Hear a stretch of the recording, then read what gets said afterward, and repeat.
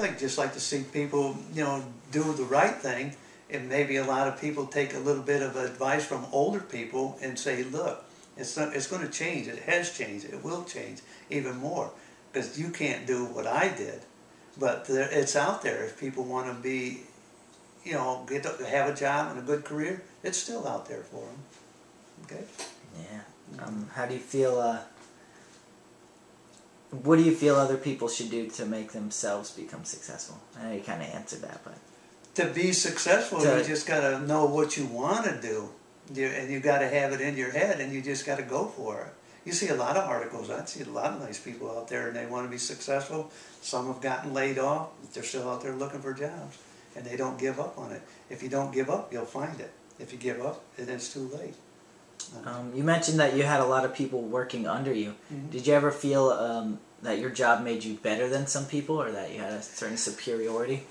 Being a supervisor is not the easiest thing in the world to do, because, like I said, I had 21 people. You start with number 1, you go all the way around. By the time you got to number 21 again, you had to start again on it. It's a continuous effort to try to keep up with everything and everybody and keep everybody happy.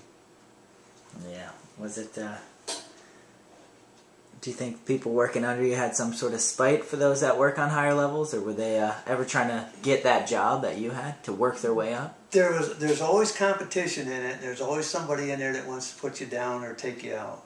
And that's no matter what kind of work you do, there's always going to be somebody in there that's not happy with it. Somebody wants to see you get fired or whatever. That's a continuous thing.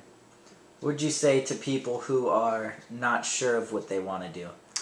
Well, if people don't have enough self-confidence, they're not sure of what they want to do, they need to look for some legal help, because it's got to be, in there. I always had in my mind what I wanted to do, and I've had, several, quite a few different jobs over my career, different type jobs too. Changing jobs. They say our generation is going to change jobs a lot. Maybe 5 times before we're 40, we'll have a bunch of different careers.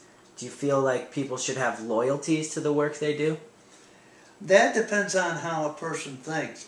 I put my 30 years in because I felt comfortable with it, and I made enough money to do what I wanted to do. Whereas if I'd have changed jobs, throughout that 30 years more often, I may have not accomplished what I did while working there. And I have had, I forget how many jobs, I'm going to say at least 6 different jobs throughout my career.